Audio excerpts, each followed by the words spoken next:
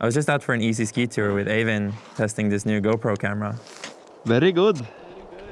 This was the first mountain I ever ski toured on with my dad when I was 13. And we skied this exact slope on the way down. Det ser bra ut!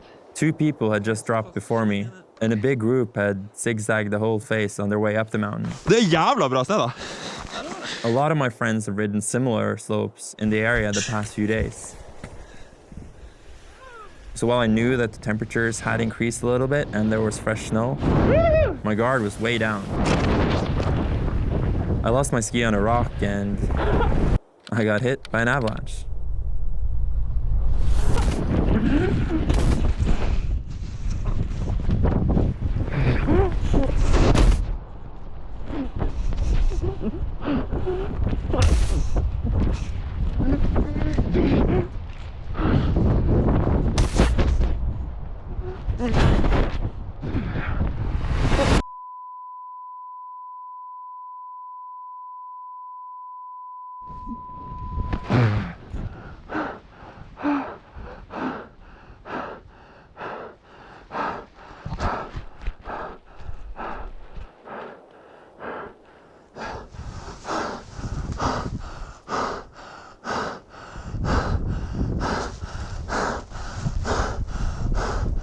Eivind!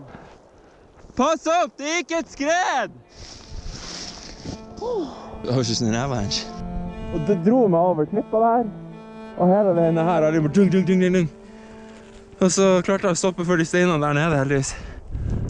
Det var en lang sklitur. Herregud, ekkelt å bare ikke ha noe kontroll. Og så fikk jeg sykt dårlig. Ja. Det er verste stedet jeg har vært i. Nei, jeg lurer på den skia jeg begravde deg. Det her er jo sånn.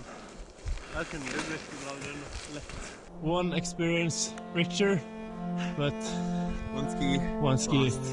I'm just scared that like every video I do will be like something gnarly happens and someone almost dies and that person is often me. And I wasn't even making a video today, we were just out for a cruise. Yeah. This is my day off. It's kind of interesting because every time we do something that's more gnarly, it seems to be fine because you take everything into, you think about every risk, like, but once you're not paying that much attention, it's... I think this is like key for the everyday person ski touring, hobby tours up here, and they're in the exact same terrain that I was just caught in. Yeah. You get some perspective at least. I only started riding with Avin 2 seasons ago. Damn, I'm stoked now. Over the years, I've lost most of my regular ski partners. Not to avalanches, luckily, but because they stopped devoting their life to the mountain. Which makes sense if you're into staying alive. In the 16 years since that first ski tour with my dad, this is the first real avalanche that's taken me for a ride, but it kinda had to happen. Even making way smarter snow safety decisions than I have. In avalanche terrain, all it takes is one bad call out of the thousands you make over the years in the mountain. It took me 16 years to make this one. It might take fewer to make the next one. So why keep going back?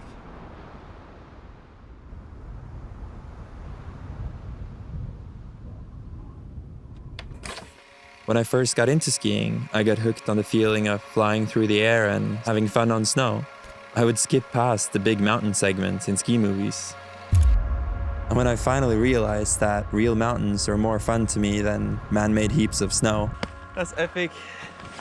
all this objective risk came sneaking along with it. Risk beyond my skiing abilities.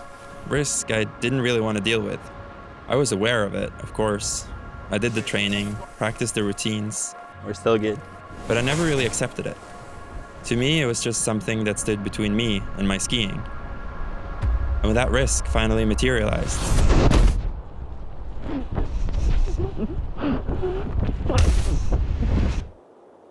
I was so lucky it was just a wake-up call.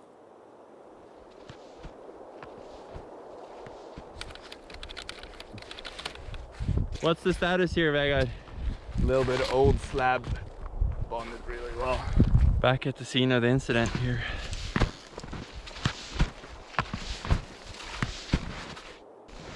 You know, this was the first ski tour I ever did. You were on it. 13 we dropped down here. Yep, that little red speed demon in the middle there is Vegard. Ha det kult! Woohoo! Bra snö! Jävla bra snö. 15 seconds. Ja, det er greit å ha sånn checklist, sånn type minst mulig skjønn. Ekspertvurdering er jo større grad av skjønn. Ja. Men de intuisjonene er jo utviklet i særdeles lite statisk miljø. Så de er jo utviklet ikke til å stole på. Jeg tenkte først den. Ja, og så den der nede. Og så inn og så ta den over på inne. Ok, Vegard, ha det kult. Knowing I can't completely eliminate the risk, how do I justify going back? I guess I can't if the end goal is to just stay alive. But Så jævla nice! I'm not too sure that it is. This is so worth it. This is so worth it.